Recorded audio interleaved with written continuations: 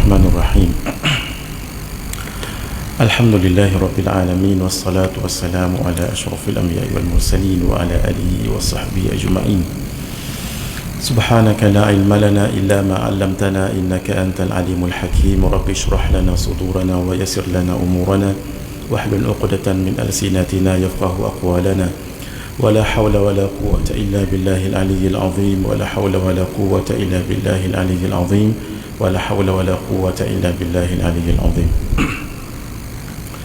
خير ما أحييكم به تحية الإسلام وتحية الإسلام السلام السلام عليكم ورحمة الله وبركاته ومرحبا بوصية رسول الله صلى الله عليه وآله وصحبه وبارك وسلم إلى حضرة النبي المصطفى رسول الله صلى الله عليه وآله وصحبه وبارك وسلم وإلى كافة الأنبياء والمرسلين وإلى جميع المسلمين والمسلمات وخصوصا إلى روح مشايخنا ومشايخ مشايخنا وأهل أسانيدنا وسلسلاتنا وإلى أرواح أموات المسلمين وإخواننا الحاضرين والغائبين وبالخصوص إلى روح المرحوم الإمام أبي الحسن الأشعري رحمه الله وإلى روح الإمام أبي منصور الماتريدي رحمه الله وإلى سائر أئمة ومشايخ العشائرة والماتريدية شيء لله لهم الفاتحة أعوذ بالله من الشيطان الرجيم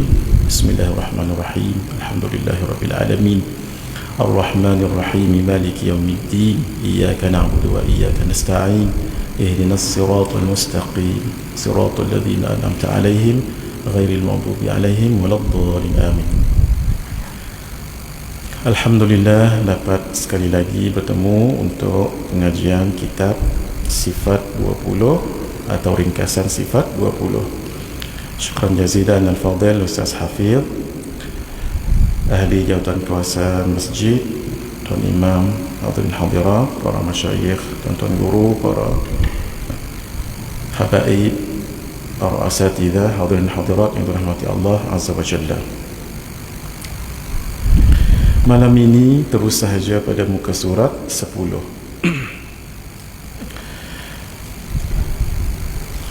Sudah kita bicarakan, mohon maaf, muka surat 6. Naam. Tentang perbahasan mabadi ataupun dasar-dasar ilmu tauhid, muka surat 4 sudah kita bicarakan. Ini sangat penting supaya kita tidak masuk pada ilmu lain yang setiap ilmu ada seninya, ada dasar-dasarnya. Kalau umpamanya dalam ilmu hadis itu lebih menekankan akan kesahihan riwayatnya sebelum dibicarakan tentang dirayah ataupun fiqhul hadis, maka dibicarakan dahulu tentang sanad-sanad, mata rantai hadis itu. Tetapi di dalam ilmu fiqh ia lebih kepada madmun ataupun kandungan hadis itu sendiri yang disebut fiqhu al-hadis. Sehingga walaupun hadis ini dhaif dinilai oleh muhaddithin, ulama-ulama hadis, tetap juga dipakai oleh para fuqaha dalam mengistinbatkan hukum dengan digabung oleh hadis-hadis yang lain. Demikian dalam pengajian tasawuf, itu lebih menekankan kepada apa kandungan dan pengajaran hadis ataupun nas tertentu, sehingga tidak sangat melihat martabat hadis itu. Yang penting ia bukan maudhu', dan yang penting ia boleh diamalkan dan tidak bersalahan ataupun bercanggah dengan ajaran Islam. Begitulah hadirin, setiap ilmu itu ada mabadi', maka hendaklah kita tahu ini dengan benar. Orang yang ma'rifatullah, mengenal Allah, yang layak dipanggil al-arif billah, sudah pun melengkapi 3 ciri ma'rifatullah. Muka surat 5, 1, i'tiqadnya mesti jazim. walaupun mungkin acah ataupun ditakut-takutkan untuk dicincang-cincang badannya umpama, tetap dia yakin dengan sesuatu pegangan, umpamanya agama ini benar, risalah Nabi adalah benar. Ini i'tiqad yang jazim. Tapi i'tiqad ini juga terjadi kepada orang yang bukan Islam, hatta orang yang sesat sekalipun. I'tiqad jazim ini mungkin juga kepada orang yang bukan Islam, hatta orang yang Islam tapi sesat pun ada juga sebegini. Kerana itu tidak cukup untuk i'tiqad yang yakin, yang benar-benar walaupun dicincang badannya tetap tidak berganjak daripada pegangannya, tak cukup. Mestilah yang kedua, muwafiqun lil haqqi, yang bertepatan dengan yang hak, yang benar. Dalam konteks ini adalah ajaran Ahlus Sunnah wal Jamaah. Sebab ini telah disebut oleh baginda Rasulullah sallallahu alaihi wa baraka wasallam, iftaraqatil yahud ala 71 firqatan wa iftaraqatin nasara ala 72 firqatan wa sataftariqu ummati ala 73 firqatan kulluhum fin nar illa wahidah. Qila wa man hum ya Rasulullah, wa fi riwayatin qila wa mal firqatun najiyatu, apakah dia kumpulan yang selamat itu wahai Rasulullah sallallahu alaihi wasallam? Baginda menjawab dalam dua jawapan, dalam satu jawapan tetapi ada dua riwayat. Satu, al-jamaah, kumpulan yang ramai. Riwayat yang lebih kuat, ma ana alaihi wa ashabi, iaitu jalan yang aku tempuh dan para sahabatku. Kemudian diteruskan oleh tabi'in, tabi'in, seterusnya al-Imam Abu Hasan al-Asy'ari dan al-Imam Abu Mansur al-Maturidi dan ulama-ulama Asy'ariyah dan al-Maturidiyah sampai sekarang ini. Tetapi kalau dia berpegang benar, akidah Ahlus Sunnah pun benar, tapi tak boleh datangkan dalil, orang ini belum lagi al-arif billah. Kalau dia boleh datangkan dalil atas pegangannya itu, sama ada dalil ijmali ataupun tafsili, maka orang itu orang yang kenal Allah. Kalau tidak, jadi muqallid. Muqallid, dia pegang benar-benar dan betul yang dipegang itu, tapi tak ada dalil. Pendapat Mu'tamad mengatakan masih lagi mukmin. Tetapi kalau dia ahlun nazar, dia boleh berfikir, lalu dia tak datangkan dalil, maka dia berdosa, sebab dia tidak mahu belajar untuk cari dalil. Tapi kalau dia bukan ahlun nazar, ya begitu sahajalah keadaannya, diampunkan dosanya oleh Allah Subhanahu wa taala. Qaul yang dhaif oleh satu pendapat al-Imam As-Sanusi dan al-Imam Ibn al-Arabi kafir. Tapi qaul ini qaul yang dhaif. Baik. Ketika kita berbicara tentang Allah Subhanahu wa taala, panjang perbicaraan ulama dalam ilmu tauhid, dibahaskan apakah Allah itu isim atau musamma. Malam ni saya tak bicarakan benda ni lah, sebab ini untuk orang yang sudah biasa mengaji. Isim, apakah Allah itu isim atau musamma? Ada dua pendapat. Kalau pendapat al-Asy'ariyah, isim itulah musamma, iaitu bila disebut isim ataupun kembali kepada Allah, maka itu kembali kepada Allah itu sendiri yang bersifat dengan segala sifat kesempurnaan, maha suci Allah daripada segala sifat kekurangan. Tetapi pendapat lain mengatakan bukan, isim lain, musamma lain. Dua-dua pendapat betul. Dalil pendapat yang pertama mengatakan isim itu adalah musamma, isim nama, musamma yang dinamakan, Tuhan punya nama. Ketika di dalam surah Al-A'la, Allah Azza wa Jalla berfirman, ba'da a'udzu billahi minasyaitonir rajim, bismillahirrahmanirrahim, sabbihisma rabbikal a'la.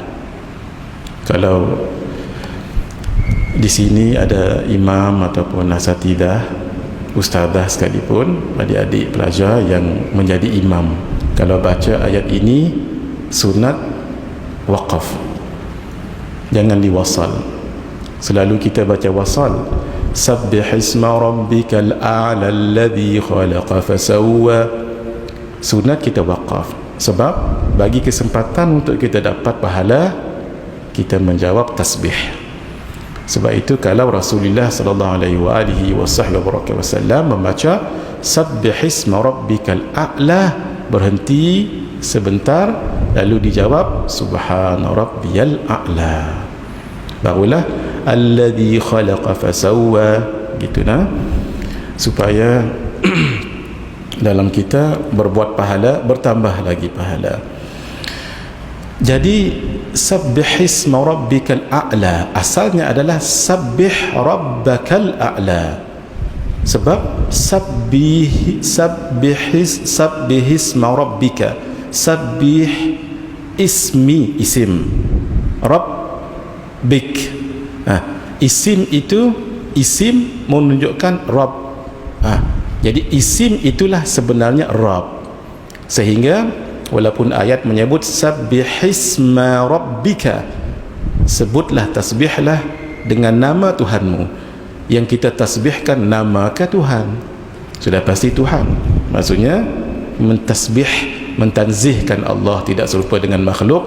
Jadi asalnya adalah sabbih rabbakal a'la, walaupun sabbihisma rabbikal a'la, kerana isim itu adalah musamma. Nah, tapi pendapat ulama lain tidak juga. Contoh mudah-mudah, sebab yang ini sebenarnya saya tak mahu bawa perbincangan panjang, tapi ulama buat satu kitab, isim itu musamma ke, isim itu bukan musamma. Dahsyat ulama-ulama nah. Kalau ada orang mengatakan Allah yang ada di dalam Masjid Al-Hasanah itu sangat cantik, sangat indah, apa maksudnya? Apakah yang dimaksudkan Allah itu Tuhan yang bersifat dengan segala sifat kesempurnaan, atau dan maha suci Allah daripada bersifat kekurangan, yang dikatakan Allah yang ada di dalam Masjid Al-Hasanah itu? Tidak. Kenapa? Allah yang disebutkan di situ adalah tulisan Allah, ataupun tulisan Allah, alif lam lam ha, isim itu namanya nama. Tapi apakah nama itu merujuk kepada Tuhan yang al-wajibul wujud? Tak, itu sekadar nama sahaja. Karena itu nama tak semestinya merujuk pada tuannya. Ini yang menunjukkan isim bukan musamma. Ala kulli hal, dua-dua betul nah. Baik, kalimah Allah itu pun khilaf juga ulama. Ada yang kata mushtaq, ada yang tidak, ada yang kata bukan mushtaq. Nah, ada pendapat mengatakan Allah itu memang namanya Allah. Satu pendapat mengatakan Allah berasal dari perkataan ilahun nakirah, lalu dimasukkan alif lam jadi isim ma'rifah. Jadi Allah itu berasal daripada ilah, ilah yang terkenal. Nah, sehingga bila disebut nama Allah tidak ada yang tidak kenal. Itulah yang disebut oleh Sibawayh mengatakan bahawa nama Allah itu a'raful ma'arif, nama yang paling terkenal, tidak ada yang boleh mengalahkan terkenalnya nama ini. Ala kulli hal, yang kita pentingnya adalah Allah itu nanti kita akan belajar, akan sampai kepada satu kesimpulan, Allah itu adalah al-wajibul wujud, yang mempunyai uluhiyah, sifat ketuhanan yang dua, yaitu al-istighna dengan al-iftiqar, istighna dengan iftiqar. Dalam istighna ada beberapa Allah di situ, ada beberapa sifat di situ. Istighna pun begitu juga. Nanti kita akan lihat apa rahsia kalimah la ilaha illallah. Apa hukum belajar sifat 20? Dijawab ditanya dulu apa hukum mengenal Allah. Sebab sifat 20 itu tujuannya untuk mengenal Allah. Apa hukum mengenal Allah? Hukum mengenal Allah adalah wajib. Sebahagian ulama menafsirkan wa ma khalaqtul jinna wal insa illa liya'budun, ay illa liya'rifun. Liya'rifun ni di belakang tu, melainkan untuk mengenalku. Bila mengenalku, maka akan tahu, akan tanggungjawab terhadap Tuhan. Jadi ditanya orang apa hukum belajar sifat 20, dijawab apa hukum mengenal Allah. Mengenal Allah hukumnya wajib. Macam mana nak kenal Allah? Ya dengan ilmu. Ilmu apa? Ilmu tauhid, ilmu aqidah. Dan ilmu aqidah ada manhaj dia, manhaj yang paling daqiq, yang paling tahqiq untuk mengenal Allah. Itulah dia sifat 20. Sebab umurnya sehingga sekarang sudah 1117. Sebab sejak daripada Al-Imam Abul Hasan Al-Ash'ari yang wafat pada tahun 324 Hijriyah, kita sekarang 1441, insya-Allah malam esok 1442. Kalau malam esok umur sifat 20 ini sudah 1118 tahun. Sudah tahqiq, ulama sudah mengarang dan dibaca seantero dunia, sehingga pelbagai cara kupasan mengenal Allah itu daripada Al-Imam Abul Hasan Al-Ash'ari, kemudian terus panjang ceritanya kepada Al-Imam Abul Ma'ali Abdul Malik Al-Juwaini, kemudian kepada anak murid beliau Al-Imam Al-Ghazali, anak murid beliau Al-Imam Abu Bakar Al-Baqillani, kemudian seterusnya ke bawah Ibnu Arafah. Nantinya dikumpulkan semua perbahasan dan khilaf-khilaf yang muktabar dalam persoalan ketauhidan itu oleh Al-Imam yang sangat masyhur dan wali yang sangat saleh, Al-Imam As-Sanusi. Al-Imam As-Sanusi itu sangat karamah sekali. Ketika diperbahaskan perkara-perkara khilafiyah dan khilaf muktabar di dalam perkara ketuhanan dan sifat Allah ini, beliau yang rangkumkan di dalam kitab beliau Al-Kubra. Sehingga jasa beliau luar biasa sekali lah. Bukan setakat puas hati dengan Al-Kubra, tak, kitab besar Al-Kubra beliau ringkaskan lagi menjadi Al-Wusta, ringkaskan lagi menjadi As-Sughra. Itu yang disebut Matan Umul Barahin. Syarah lagi As-Sughra, As-Sughra, kecil lagi As-Sughra, As-Sughra, As-Sughra. Heran kita suka menulis dan memberi masa untuk menulis kitab akidah ini sebab sangat mahal. Mula-mula Al-Kubra, kemudian Al-Wusta, kemudian kecilkan lagi As-Sughra, kecil lagi As-Sughra, As-Sughra, kecil lagi As-Sughra, As-Sughra, As-Sughra, sehingga ulama memanggil kitab ini dengan Al-Hafidah. Al-Hafidah, hafid cucu, hafidah cucu perempuan, kecil sangat. Kemudian dirangkumkan lagi beliau juga orang yang sama, Al-Imam As-Sanusi, dengan nama Al-Kitab Al-Mufidah, dan yang akhir beliau tulis kitab Al-Muqaddimat. Itu yang last sekali. Setiap kitab beliau syarah. Al-Imam As-Sanusi itulah yang dipegang oleh ulama Nusantara kita ini. Sehingga kalau para alim ulama merujuk kepada pandangan beliau, lalu mereka menulis qala al-waliyus salih, qala al-waliyus salih, berkatalah wali yang salih. Siapa? Al-Imam As-Sanusi. Beliaulah yang merangkumkan pengajian sifat 20 sampai sekarang kita ini, walaupun yang rajihnya adalah sifat 13. Nanti kita akan bagi tahu kenapa Al-Imam Abul Hasan Al-Ash'ari cukup dengan 13, tidak 20. Nanti akan masuk.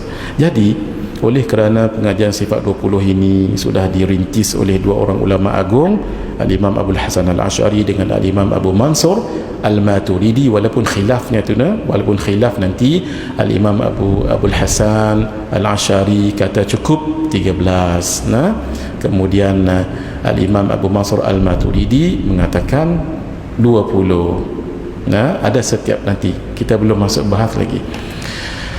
Jadi sangat bagus sekali. Lalu ulama Asy'ariyah, walaupun anak-anak murid Al-Imam Abul Hasan Al-Asy'ari melihat bagus sifat ma'nawiyah ini, sebab kalau tidak ada sifat ma'nawiyah nanti dikatakan sifat ma'ani itu yang wujudi itu boleh bercerai tanggal dengan zat yang qadim. Oleh kerana itu tak mungkin bercerai tanggal, dia mesti ada satu yang melekatkannya, itu yang namanya hal, irtibat. Dalam bahasa modernnya Tuan Guru Haji Saleh guna gam, ada satu gam yang melekatkan zat dengan sifat ma'ani supaya jangan ia bercerai tanggal, sehingga bila disebut sifat maknawiyah itu hanyalah pengulangan kepada sifat ma'ani. Sebab itu bila berbicara sifat maknawiyah tak cerita panjang, ia cuma nak bagi tahu bahawa ini adalah sifat yang lazim kepada malzum. Malzumnya adalah sifat ma'ani, dalam arti kata tidak bercerai tanggal. Sebab itu kalau sifat ma'ani qudrah itu diterjemah dengan perkata, tuan-tuan kalau nak terjemah berkata-kata silakan. La musyahata fil istilah, tidak ada logik pada istilah, tapi murad mesti betul.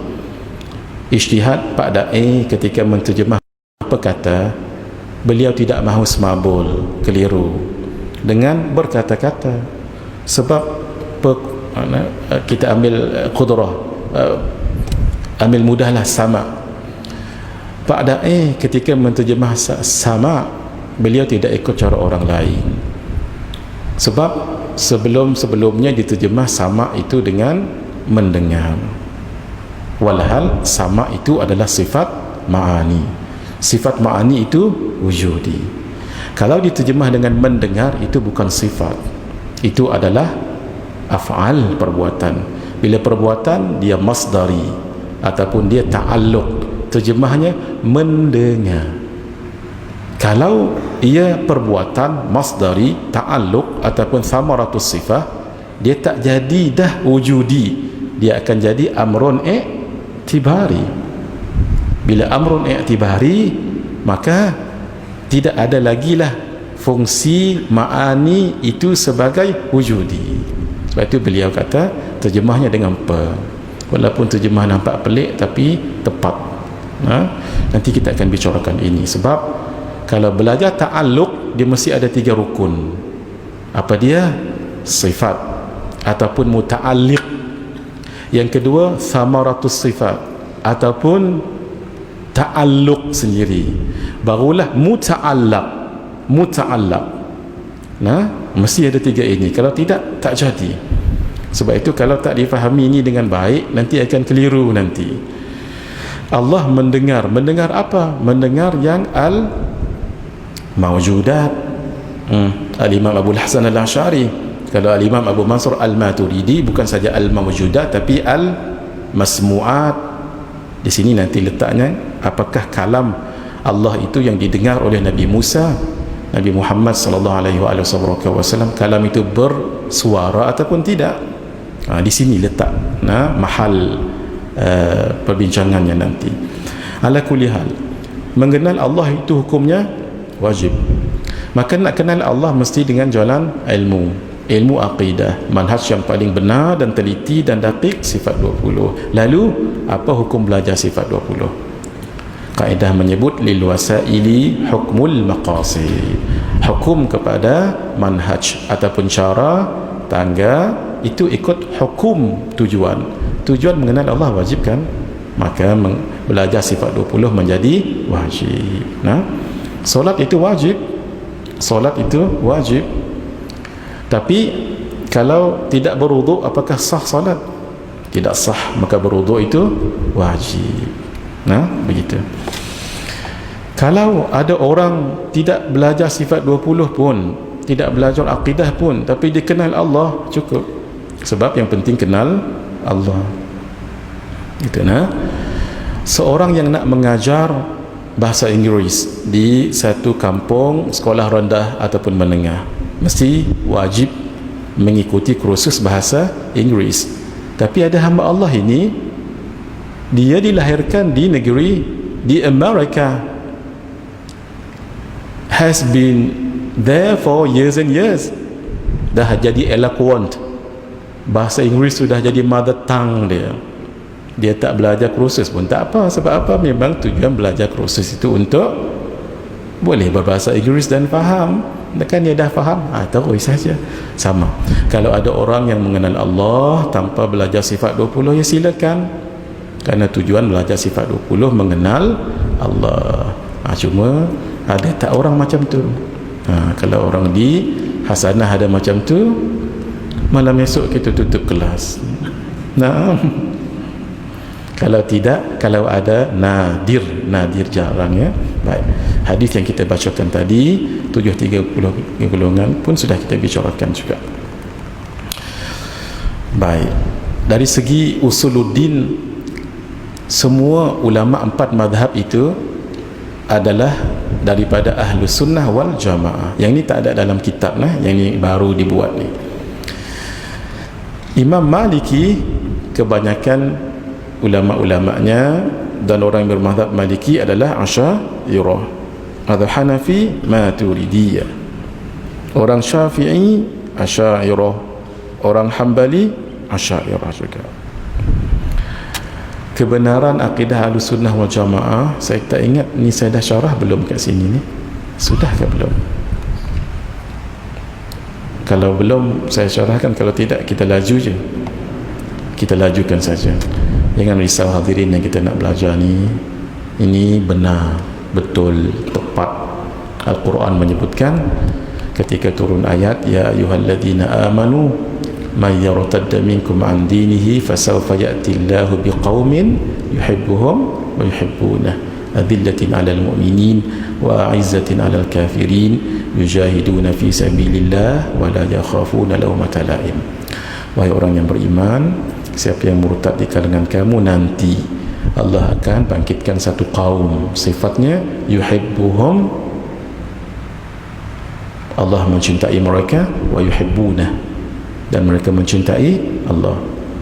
Yujahiduna fi sabilillah, mereka itu berjihad di jalan Allah, wa la yakhafuna lawmata la'im, mereka tidak takut celaan orang yang mencela. Al-Imam Al-Qurtubi sebut ketika ayat ini turun, di hadapan Nabi ada seorang sahabat yang bernama Sayyidina Abu Musa Al-Asy'ari, dan Nabi bagi tahu hum qaumu hadha, ciri-ciri orang yang di dalam ayat tadi ini adalah kaum orang ini, keturunan orang ini. Al-Imam Abul Hasan Al-Asy'ari.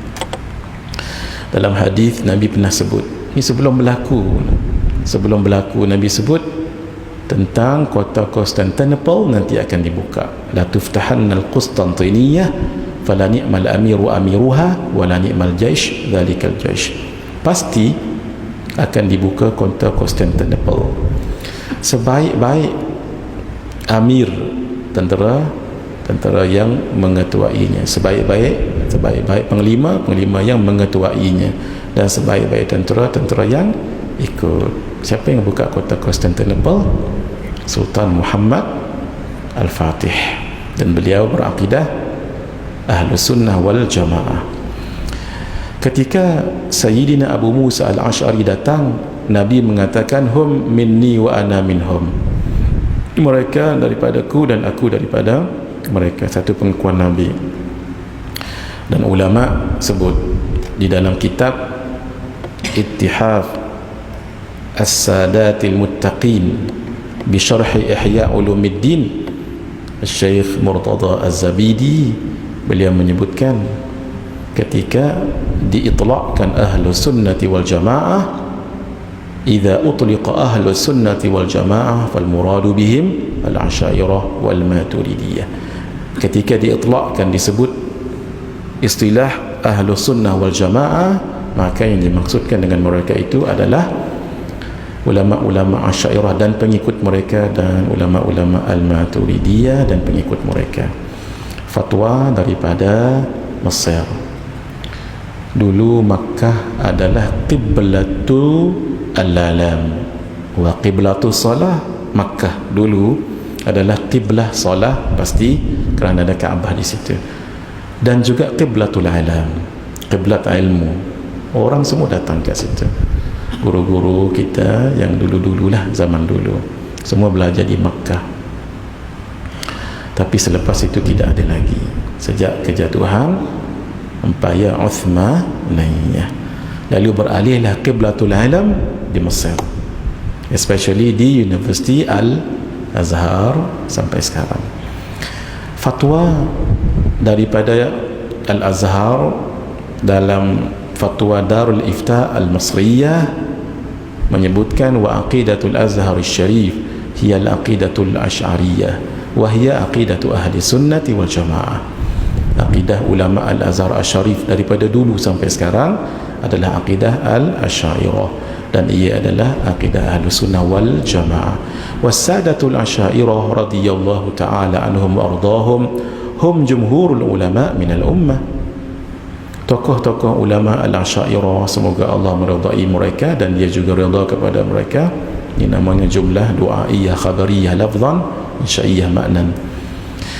Wa humul ladzina saddu syubhat amama al-malahidah wa ghairihim.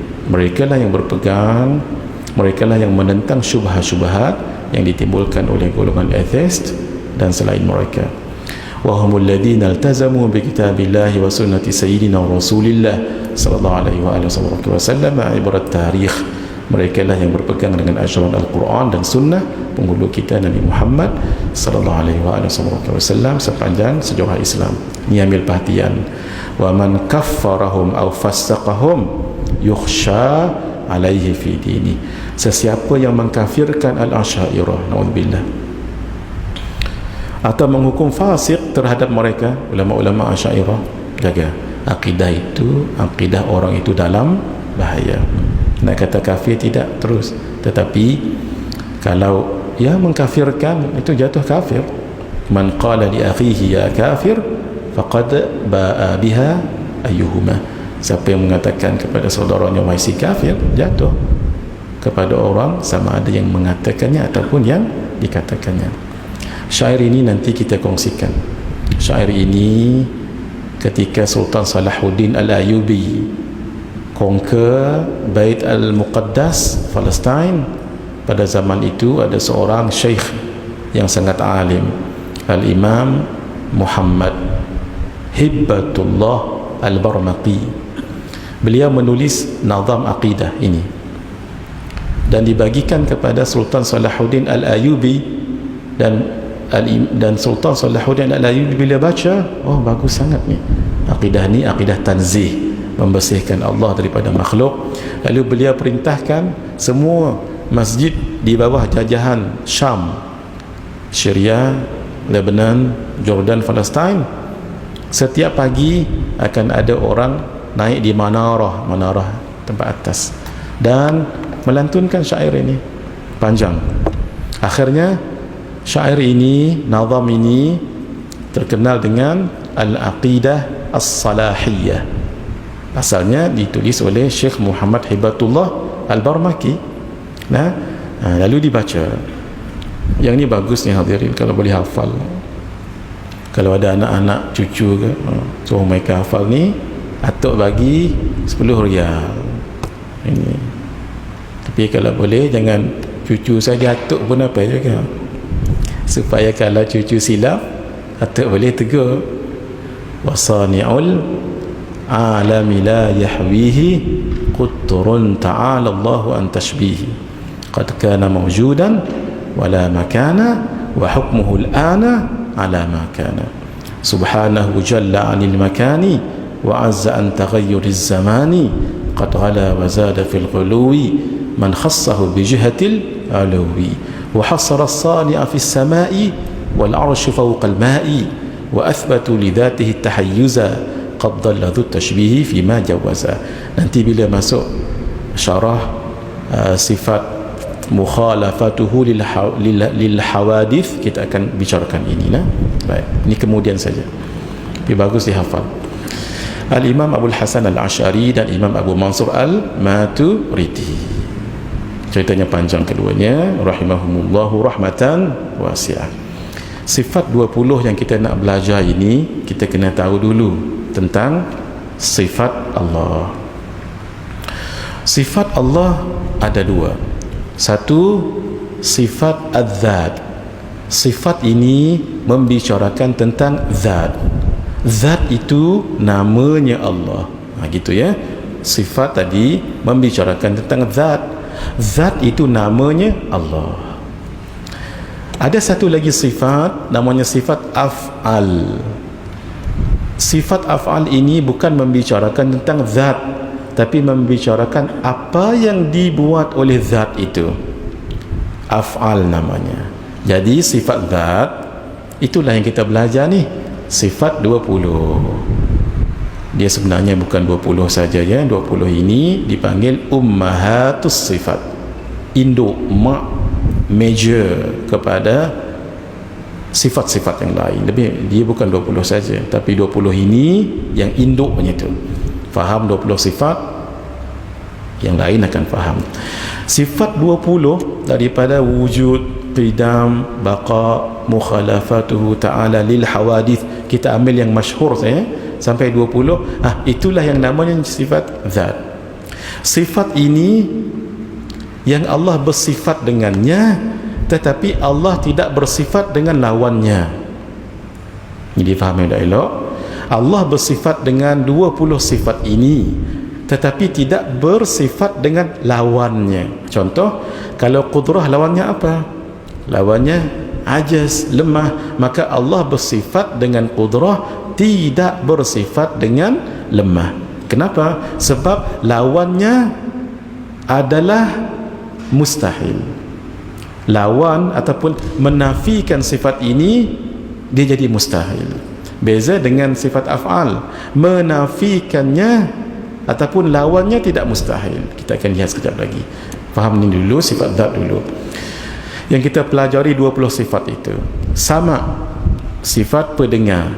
Lawan apa? Lawan bagi sifat pendengar adalah tidak ada sifat pendengar. Gitu ya. Sama, terjemahnya pendengar. Lawannya bukan tidak mendengar. Kalau tidak mendengar, itu bukan sifat mustahil. Orang yang tidur mendengar tak mendengar, tapi dia pekak tak, kerana dia tidur. Tapi ada tak sifat pendengar pada dia? Ada sifat ma'ani, cuma dia tak mendengar sebab tidur. Sama juga orang yang tidur, buta tak boleh kata buta, cuma tidak melihat. Maka kalau tidak melihat, tidak semestinya mustahil. Gitu nah. Sama, lawannya apa? Lawannya tidak ada sama. Bukan lawannya tidak mendengar, lawannya tidak ada sama. Tidak ada sama, itulah namanya tuli, pekak. Basar, itu lawannya apa? Tidak ada basar. Tidak ada basar, itulah namanya buta, bukan tidak melihat. Sebab orang yang tidur tak melihat, apakah dia buta? Gitu nah. Baik. Kemudian sifat Allah bersifat dengannya sejak azali dan sampai sekarang. Nanti kita belajar, tuan-tuan kalau boleh dapat bukan buku ni. Nanti saya bagi tahu dah rahsia.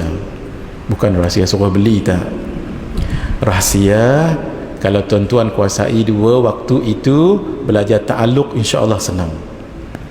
Dalam buku ni ada 2 waktu yang dikenal, satu dengan azali ataupun qadim. Azali itu ketika tidak ada makhluk, hanya Allah sahaja ada ketika itu. Ketika dijadikan makhluk yang pertama, azali sudah tidak ada, sudah habis. Habis azali. Qadim Allah tetap. Dan selepas itu jadilah masanya ma la yazal.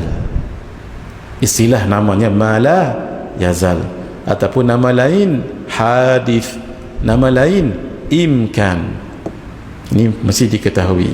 Sebab itu dalam kitab ni tuan-tuan lihat pada muka surat makhluk.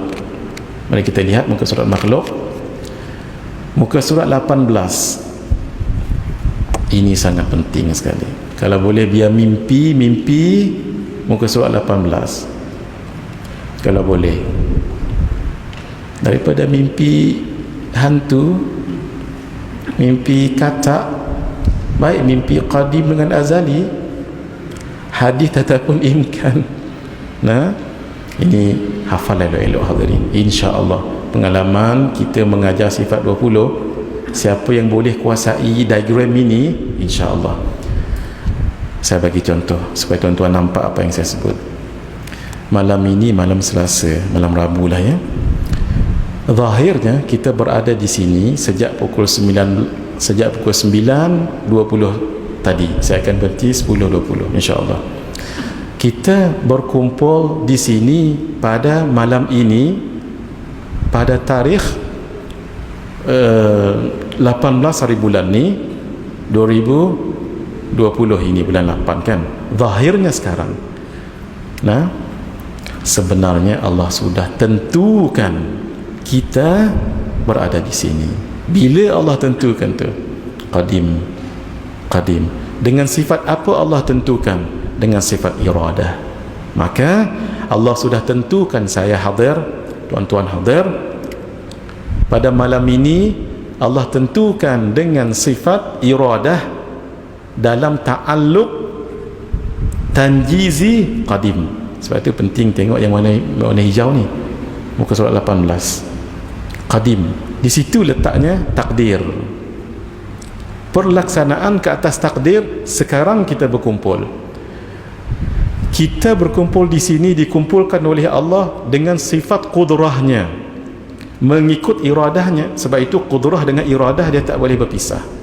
Dia iradah dulu baru qudrah. Dari segi ta'aqquli, dari segi wuqu'i haqiqi, tidak ada dulu, tidak ada kemudian. Sebab semua sifat itu qadim.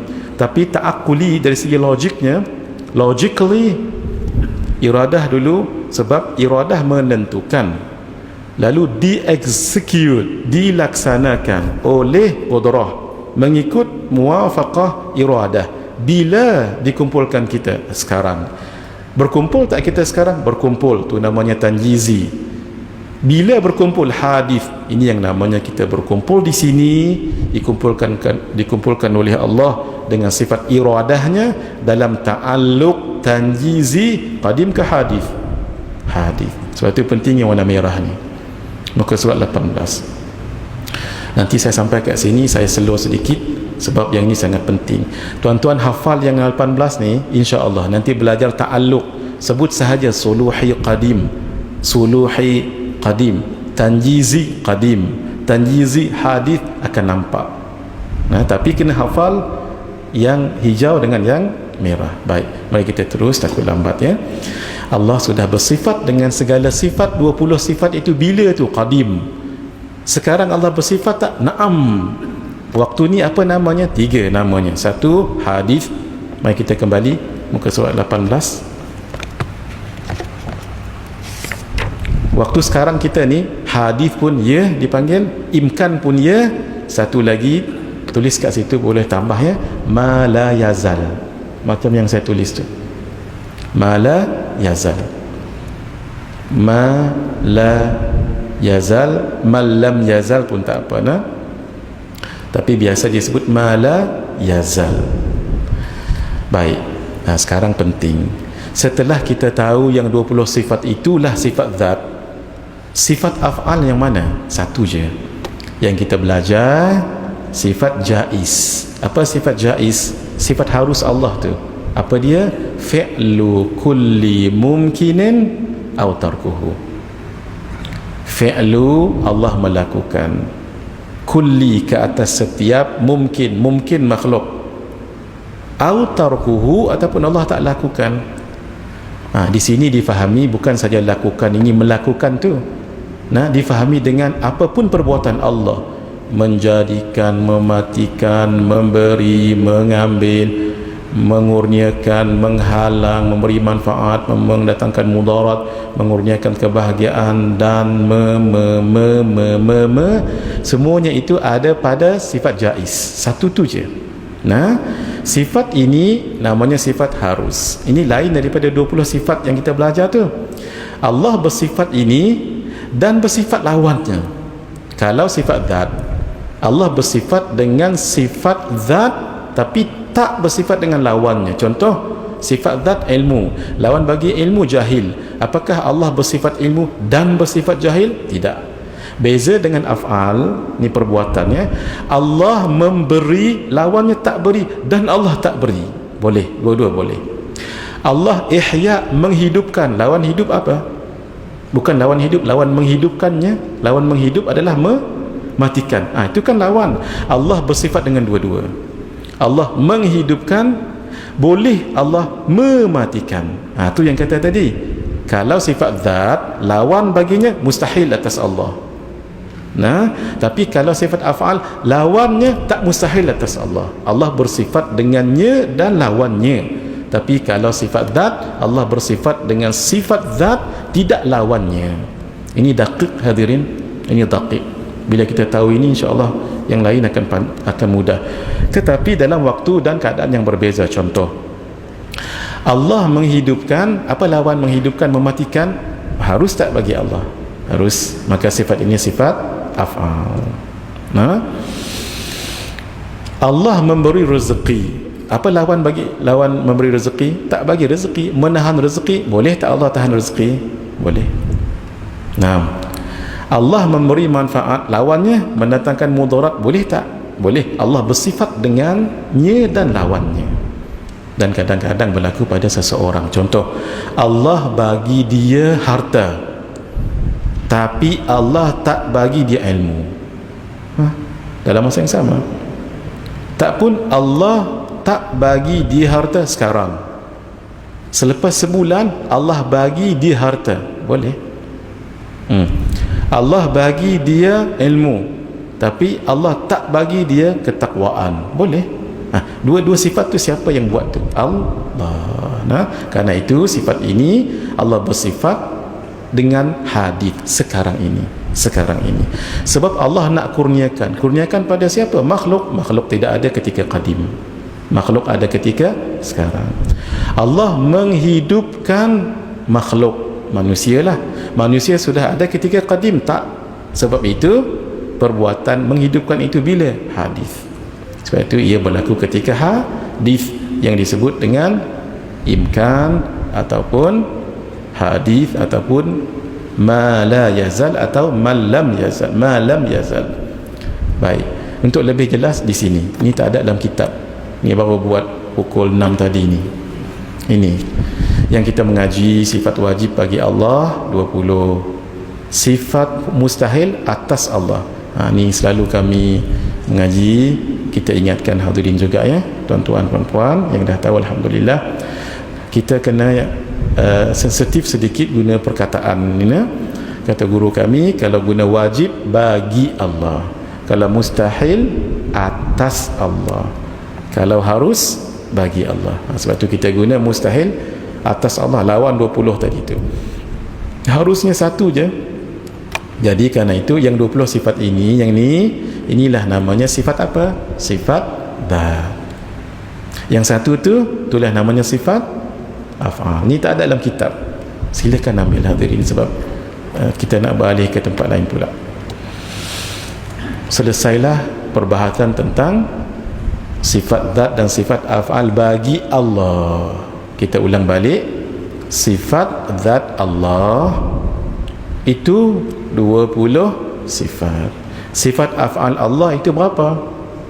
Satu. Tapi perkara-perkara yang jaiz itu banyaklah ya, tapi perkaranya satu je. Apa dia? Dirangkumkan dalam harus. Allah nak buat, ya.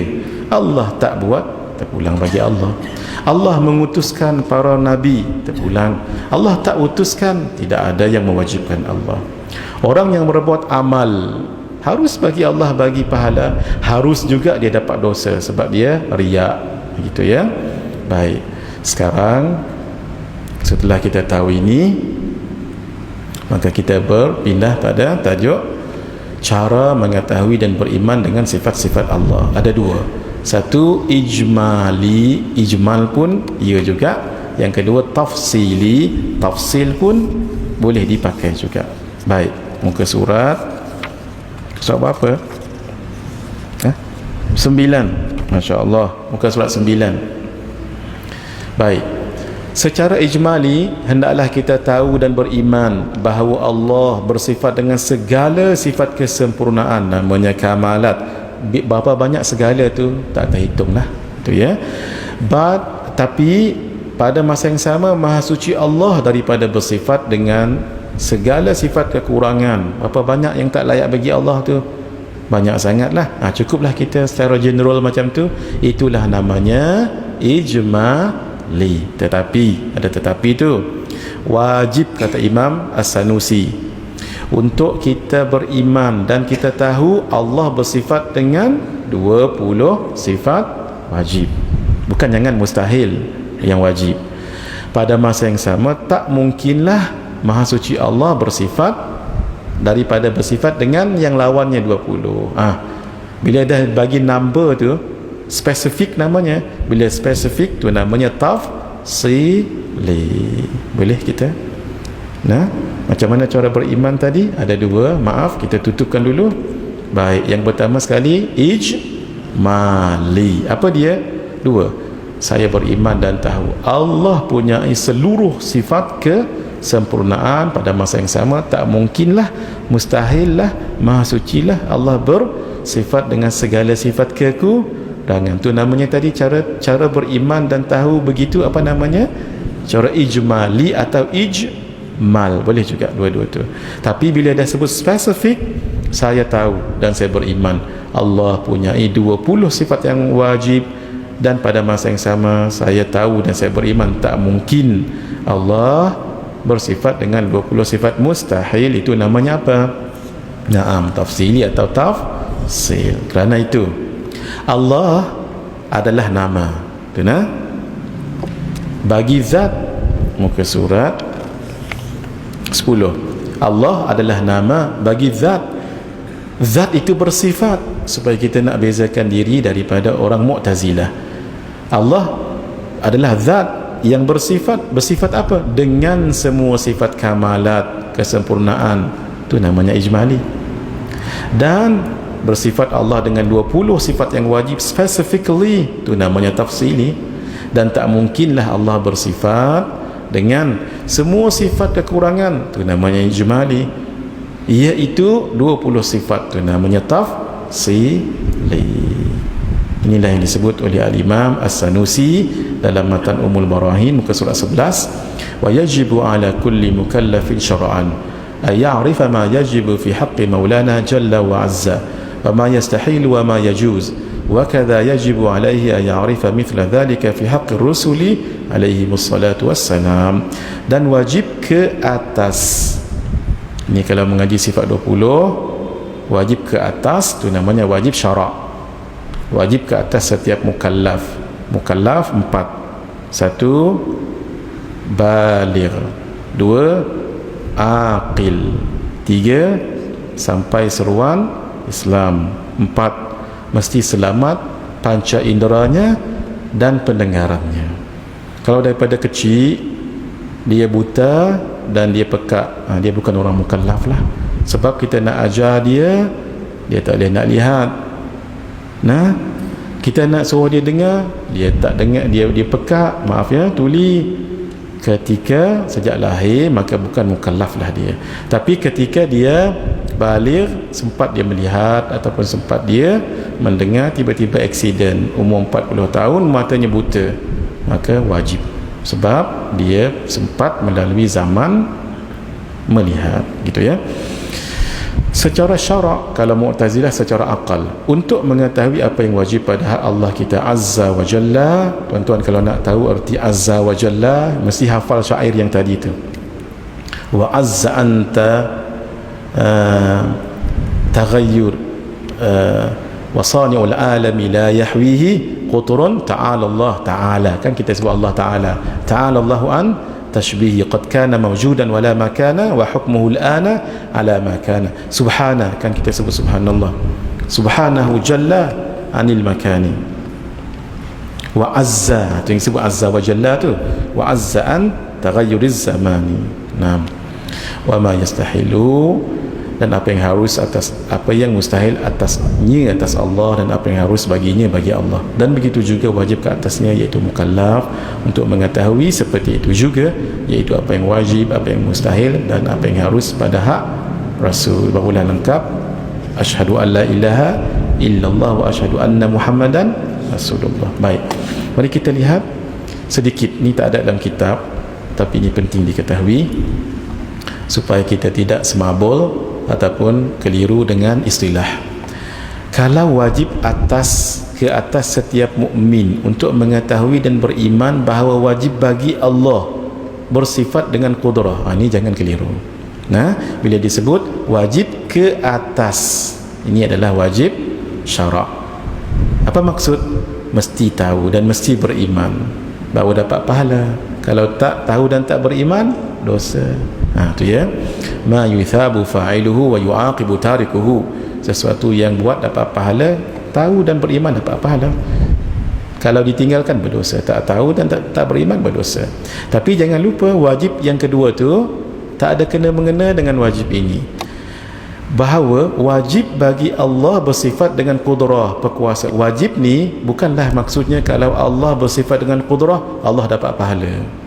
Kalau Allah tak bersifat dengan qudrah, Allah berdosa. Tak, tidak ada kena mengena dosa dan pahala bagi Allah. Ini adalah hukum akal. Apa dia? Wajib akal. Akal yang sihat bila disebut tentang qudrah berkaitan dengan Allah, mestilah, wajiblah. Wajiblah sifat itu. Baik. Sudah? Nah, ini ada dalam kitab kita muka surat 12. Sudah kita sebut tadi ya. Sifat wajib bagi Allah 20, mustahil atas Allah 20, harus 1. Semuanya 41. Para rasul wajib bagi mereka 4, sebenarnya banyak, tapi tafsilnya 4. Sifat mustahil atas mereka 4, harus 1, semuanya 9. 41 campur dengan 9, itulah namanya 50 sifat. 50 ini disebut aqaidul iman, simpulan iman. Kalau iman tu, kalau tali tu disimpul, dia akan jadi kuat. Tu namanya simpulan. Satu, tali tu, ni tali. Kalau disimpul dia jadi kuat. Ni jadi kuat. Yang kedua, ridak ni kalau saya simpul, maksudnya saya ikat, tapi saya tak nak ikat lah sebab dia renyuk nanti. Ni saya ikat, dia akan jadi satu simpulan begini. Ikat yang kedua, simpulan begini. Ni ketiga ni. Apa pentingnya ini? Kalau inilah tali, kalau kita berpaut di sini ada tempat berpaut sebab dia macam simpulan. Kalau kita tak kuat, tangan kita dah jadi pedih ataupun dah tak kuat dan terasa sakit, release, kita lepaskan, at least yang kedua akan tahan. The more the better. The more the better. Note, ini namanya simpulan. The more the better. Kita belajar sifat 20, ada 50 simpulan ini. Banyak tak? Bermakna insya-Allah tali tadi adalah sebuah kehidupan. Tali tadi tu, simpulan itu adalah simpulan akidah. Di bawah sana adalah dosa, maksiat, kesyirikan, kufur dan murtad. Apabila ada tempat berpegang, itulah namanya akidah, akan menahan kita daripada jatuh ke bawah. Itulah pentingnya simpulan. Lagi banyak lagi bagus. Sebab itu 50 sifat ini namanya aqaidul iman, simpulan iman. Makin kita mengaji 50 ini, makin tersimpul iman kita, makin kuat iman kita. Yang terakhir untuk malam ini 10 minit. Baik, hadirin, kita tahu 20 sifat wajib bagi Allah. Secara ni kita dah tengok. Pertama, wujud, qidam, baqa, mukhalafatuhu ta'ala lil hawadith, qiyamuhu binafsihi wahda, niyah. Qudrah, iradah, ilmun, hayah, sama', basar, kalam, kaunuhu qadiran. Jangan sebut qadirun sahaja. Kata Tok Faridah Syekh Wan Ahmad Zain Al-Fatani dalam kitab beliau Faridatul Faraid fi ilmi al-aqaid, jangan sebut qadirun sahaja. Sebab kalau qadirun dia jadi isim, dia jadi zat. Kita berbicara bukan zat tapi sifat. Sebab itu hal, iaitu yang menengahi, berada di tengah antara maujud dengan ma'dum, itu namanya hal. Nah, hal ini lebih kepada maujud dan jauh daripada ma'dum. Yang lebih dekat kepada ma'dum itu namanya amrun i'tibari. Jadi hal di sini lebih kepada dekat. Bagi contoh sedikit, apapun bentuk itu hal. Contohnya kipas ini bulat, itu hal. Kenapa? Bulat itu bukan ada, itu dari segi akal sahaja. Bulat, coba pegang bulat ini, penutup cawan saya ni bentuknya apa? Kata kita, nah, bentuknya bulat. Cuba pegang bulat itu, bukan ada, kena kat botol, kena kat penutup. Bukannya ada pun. Tapi kalau kata tak ada, macam ada. Nak kata ada, bukan ada. Dia jadi amrun i'tibari. Nah, dia masuk pada perkara yang amrun, perkara i'tibari yang diakalkan sahaja. Bukan ada pun. Kita punya akal yang suggest, kalau lihat something which is rounded, that is what's so called bulat. Kata akal, pegang, bukan ada pun. Nah, apa beza hal dengan amrun i'tibari? Amrun i'tibari, dia kena fikir. Macam saya ini sedang bercakap, yang ada bibir, yang ada gigi, yang ada lidah, yang ada suara. Bercakap bukannya ada. Bercakap itu namanya amrun i'tibari. Bila kita lihat ada seseorang di mulutnya ada bergerak macam ni, lidah, gigi, keluar suara, apa-apa, akal kita kata he is speaking up, dia bercakap. Akal yang kata. Cuba pegang, cuba cari bercakap, tak ada. Itu minggu depan kita cerita, ya. Beza dengan hal, tak payah fikir pun, dia memang macam tu, tak berubah. Bulat, cuba tak payah fikir, memang ada bulat kat situ. Yang ni segi empat, ni segi empat. Segi empat bukannya ada. Buku saya ni segi empat tepat, ni, ya. Segi empat tepat bukannya ada. Ada yang dipanggil sebagai wujudi. Wujudi boleh digapai dengan 5 panca indera. Nanti tuan-tuan lihat pada muka surat. Yang ini sangat penting kalau belajar sifat ma'ani, muka surat 21. Ini jangan risau, tuan-tuan akan faham nanti insya-Allah. Sepanjang pengalaman saya mengajar wujudi amrun i'tibari, insya-Allah mudah, insya-Allah. Kalau saya tak boleh fahamkan, Haji Suhardi tolong saya nanti. Beliau cakap bab wujudi amrun i'tibari ni nanti. Apa-apa yang boleh digapai dengan 5 panca indera, itulah namanya wujudi. Yang namanya ada lagi sungguh. Tapi kalau segi 4 ini bukannya ada, sungguh saja, sengoti 4 ini. Segi 4 ni, coba pegang segi 4, kena kat buku, tapi macam segi 4 itu adalah akal fikiran kita saja, kata. Yang ni tak boleh, kalau tak mimpi malam ni. Baik, tinggal 5 minit hadirin. Bila kita mengaji sifat 20 ni, apa yang penting, ya? Apa hakikat sifat 20 daripada wujud sampai kaunuhu mutakaliman, tak tahu kita. Sebab itu tak wajib kita tahu. Itu kan miliknya Allah, tak wajib kita tahu. Tapi yang wajib kita tahu apa? Hukum dia. Bila kita belajar sifat ini dan kita nak link dia kepada Allah, apa hukumnya? Apa hukumnya? Hukum sifat tadi tu pada Allah. Di sinilah letaknya peranan akal. Maka wajib kita tahu, bila kita kata wujud qidam baqa sifat ni, kita nak katakan pada Allah apa hukum sifat ini. Maka akal yang berperanan. Akal bila berperanan akan bagi 3 keputusan. Akal kata mesti, inilah katanya wujub. Ni bukan wajib ya, dia beza sikit. Wujub. Yang kedua, akal kata tak mungkinlah, istihalah, bukan mustahil. Mustahil yang dihukumkan. Ini akal yang menghukumkan mesti, mustahil, istihalah. Satu lagi akal kata jawaz, ya boleh, boleh ada, boleh tidak ada. Yang dihukumkan itulah menjadi wajib.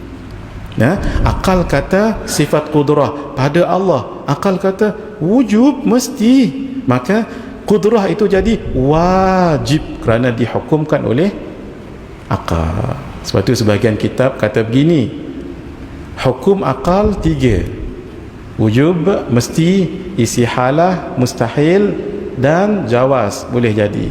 Nah, akal hukum, dahlah hukum akal ni, akal hukum. Akal hukum barulah 3: wajib, mustahil, harus. Baik, kerana itu inilah yang dihukumkan oleh akal.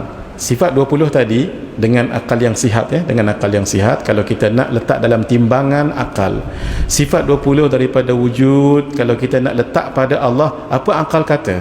Akal kata mustahil ke, mesti ke, boleh jadi mesti. Bila mesti, wujub. Apa yang wujub tu? Wajibat. Apa dia wajibat?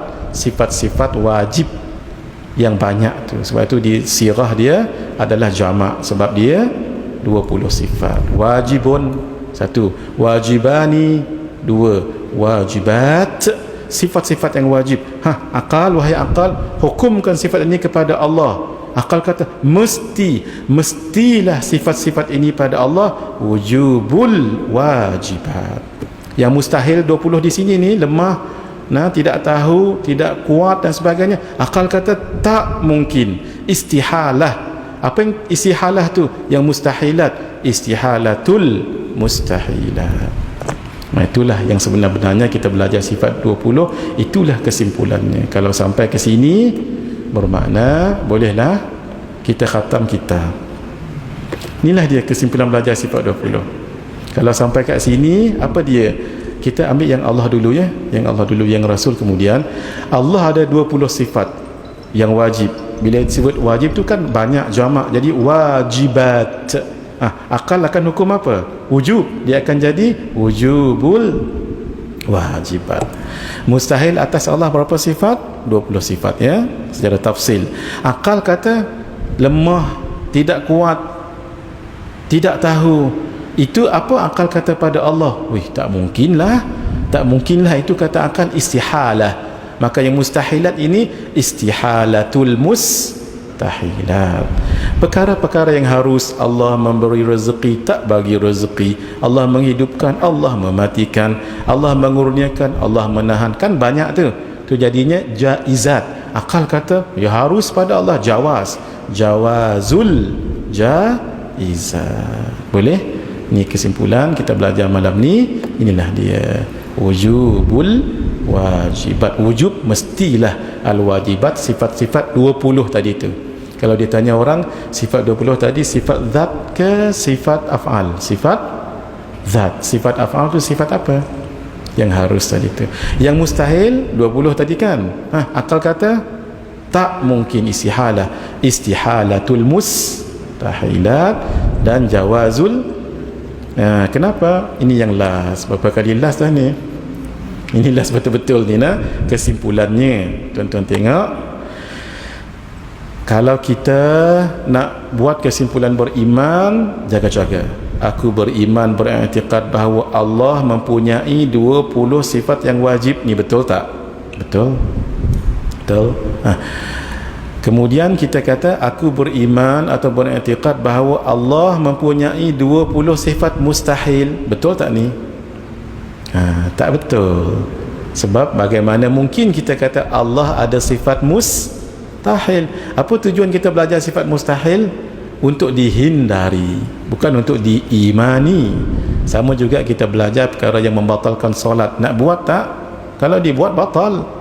Yang pergi haji umrah 13, 14 patang larang umrah, ketika dah masuk ihram, kita akan buat tak 13-14 darang tu?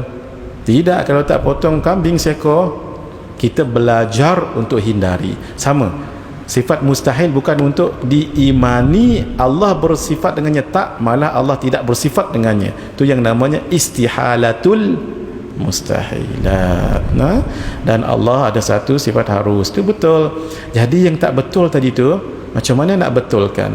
Nak betulkannya, sifat-sifat mustahil itu bukan ada pada Allah. Akal kata tak mungkinlah tu namanya istihalah.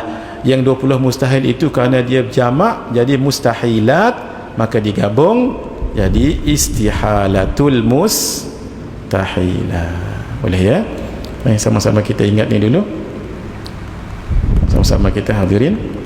Wujubul wajib. Sama-sama mana? Wujubul wajibat, istihalatul mustahilat, jawazul. Inilah kesimpulan belajar sifat 20. Siapa yang dah belajar kitab banyak-banyak sampai pada kesimpulan ini, alhamdulillah. Nah, kita belajar sifat wajib. Nah, kita nak sifat ini mesti ada pada Allah, wujubul wajibat. Kita belajar sifat mustahil, kita nak letak pada Allah ke tak? Mustahil, istihalatul mustahilat. Jaizat, banyak jaizat, dia sifatnya satu tapi perkaranya tu banyak. Jadi harus pada Allah jawazul jaizat. InsyaAllah kita sambung lagi pada pertemuan akan datang dengan izin Allah Subhanahu wa taala. Tuan-tuan, kita baca suratul Fatihah, hadiahkan khusus pada guru kami Syekh Muhammad Husni Ginting Al-Langkati, orang Langkat, Al-Azhari, belasan tahun belajar di Al-Azhar, Al-Husafi, beliau bertariqat Husafi. Syekh Abdul Wahab Al-Husafi, beliau meninggal hari Jumaat minggu lepas ya. Ala hadhihi niyyah wa ala kulli niyyatin salihah. Al-Fatihah. A'udzu billahi minasyaitonir rajim. Bismillahirrahmanirrahim. Alhamdulillahi rabbil alamin. Ar-Rahmanir Rahim. Maliki yaumiddin. Iyyaka na'budu wa iyyaka nasta'in. Ihdinas siratal mustaqim. Siratal ladzina an'amta 'alaihim ghairil maghdubi 'alaihim waladdallin. Wassalamualaikum warahmatullahi wabarakatuh.